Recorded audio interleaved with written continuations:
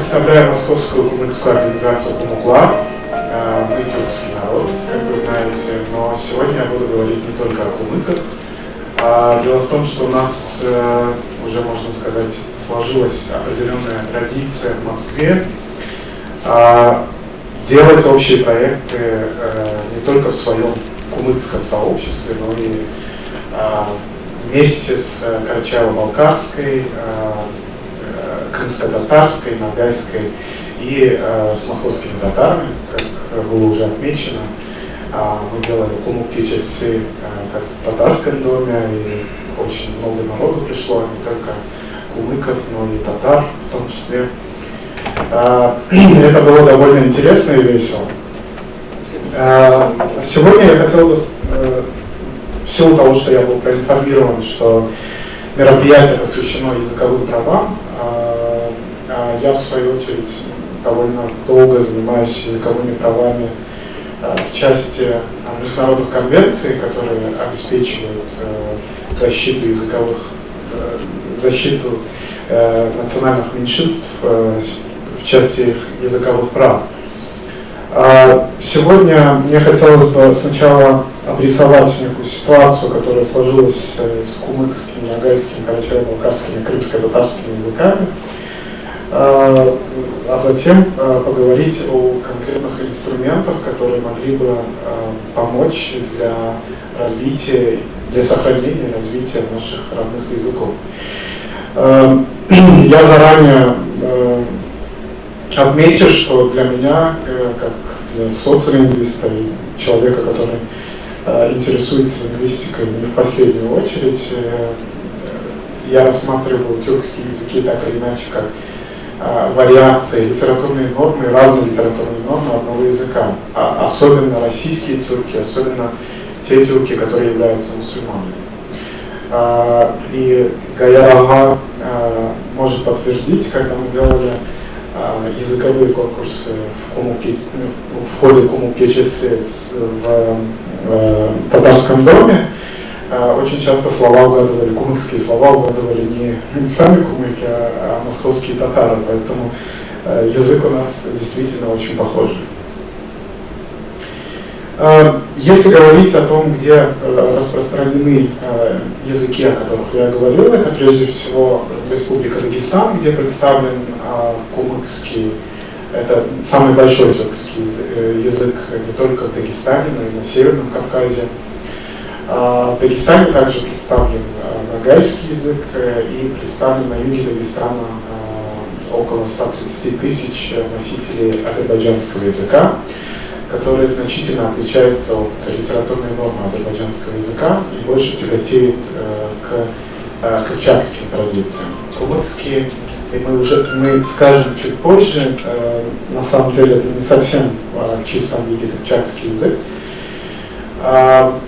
Если говорить о других республиках, где распространены тюркские языки, это Республика Чечня, откуда я, собственно, родом, которые их литературная норма довольно сильно отличается от казанской, но при этом это взаимопонимаемые языки. А также из категории новых мигрантов, я бы сказал, турки-месхетинцы, которые тоже представлены одним населением Чечня. Если идти дальше в сторону Запада, то весьма язык. Дальше западнее в Кабардино, Северная Осетия, Моздокский район. Сильно и динамично развивается кумыкская община, которая чуть ли не быстрее всех растет в численности. И там же проживают турки-месхетинцы. Дальше идем в сторону Кабардино-Балкарии. Рядом с Кисловодском традиционным языком является карачаево-балкарский язык. Там представлена довольно значительная карачаевская община. И непосредственно Карачаево-Черкесская республика, где большинство, я имею в виду, среди этнических групп составляют карачаевцы, соответственно, то здесь сложилась довольно интересная ситуация с официальными языками Республики Дагестан, потому что русский и другие языки народов Дагестана. С точки зрения правового восприятия этого выражения, вы сами понимаете, что это в принципе ничего не означает. То есть языки народов Дагестана. А какие языки являются языками народов Дагестана? Ни один документ не регламентирует, какие все-таки языки являются официальными языками. Но при этом очень часто в заявлениях государственных служащих делаются, они обрисовывают ситуацию так, что они приводят. Но вы, наверное, удивитесь, потому что в Республике Дагестан, в отличие от поволжских республик, родные языки в принципе не являются языками преподавания или языками обучения, где русский язык и литература представлены как предметы. И представьте себе ситуацию, когда человеку нужно сдавать ЕГЭ, и он может по законодательству сдавать его только на русском языке. То есть человек 4 года изучал физику на татарском языке, а на выходе он должен его сдавать на русском языке. То есть это, конечно, является таким демотиватором для татарской общины, потому что, в принципе, получается, они попадают в ситуацию, когда на выходе они получают хуже оценки, да, потому что они обучались на татарском языке. Такая ситуация абсолютно не характерна вообще для всего Северного Кавказа. Нет ни одного языка, наверное, который бы был языком обучения. Есть определенное количество начальных школ, где все предметы преподаются на родном языке, но эта традиция тоже утрачивается в силу того, что национальные языки, родные языки, они становятся чем-то таким непристойным. Что касается СМИ, то в СМИ они тоже представлены, в основном государственных СМИ. Я могу судить с крымско-татарским языком, немного иная ситуация. Дело в том, что если говорить о северокавказских тюркских языках, то там более или менее с информацией все ясно. А вот с крымско-татарской общественностью мне пришлось провести небольшое анкетирование перед выступлением, которое показало довольно неоднозначно никому свой язык. Но когда мы начали здесь заниматься своим языком и популяризацией комиксского языка, и, скажем так, кавказского и крымского тюрки, мы столкнулись с такой минимальной коммуникацией. Я думаю, что это возможно.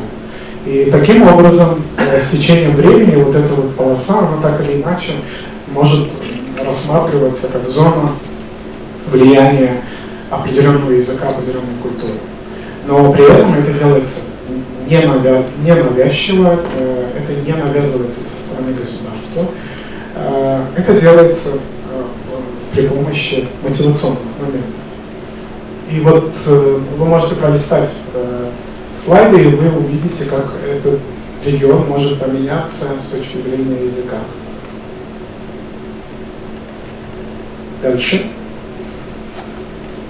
То есть это может быть такая зона, где первым, вторым или третьим языком может быть наш родной язык. Здесь да. Вот нет, это интересно. Значит, вот еще был вопрос по уйгурам. Значит, несколько слов скажите, вот какие, значит, это самое, что они. Я думаю, что с уйгурами немного другая ситуация. Это не кыпчаки, не угузы, это карлуки, карлукская подгруппа тюркская. Но по большому счету это тоже в определенной степени это такая смесь угузов и кыпчаков. Потому что, с одной стороны, они ёкающие, с другой стороны, по структуре языка довольно кыпчакские.